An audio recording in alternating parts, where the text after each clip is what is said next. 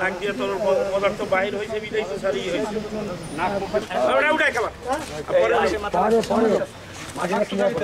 পয়সা পড়তে আছে বর্তমানে কিন্তু গোপালগঞ্জ ভালো ছিল খারাপ দিয়ে দিলে যে এটা কাজ করে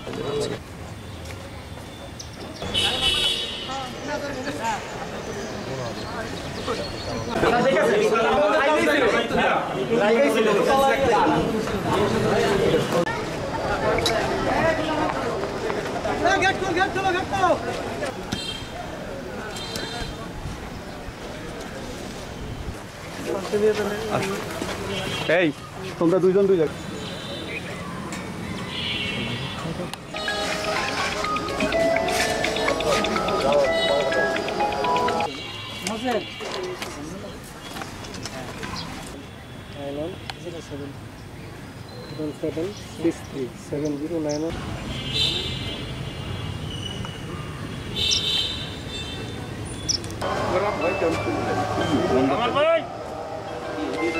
কামাল ভাই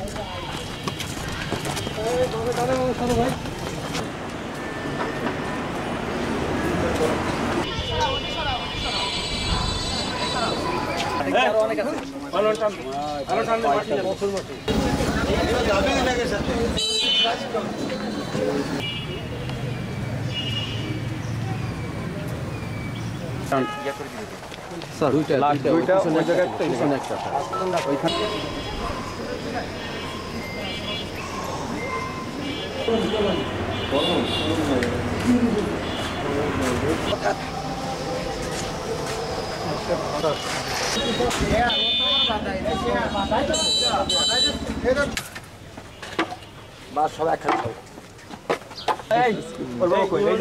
না ইমন না রমজান কোন সাইডে তুমি ভাই কোন জায়গা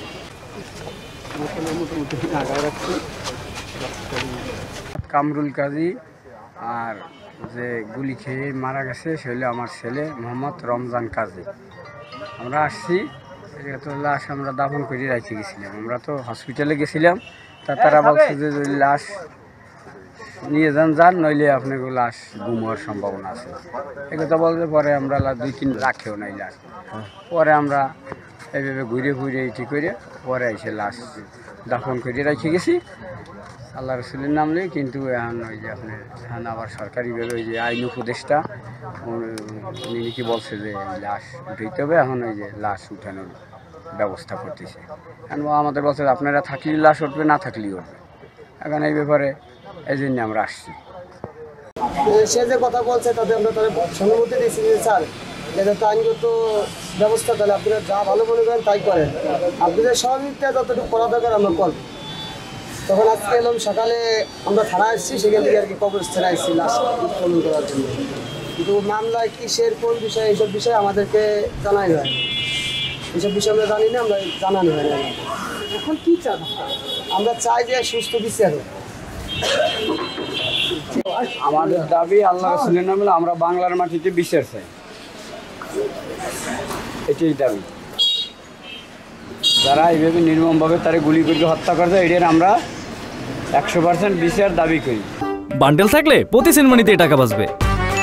বিকাশ সেনমানি বান্ডেল কিনে জিতুন প্রতি লেনদেনে।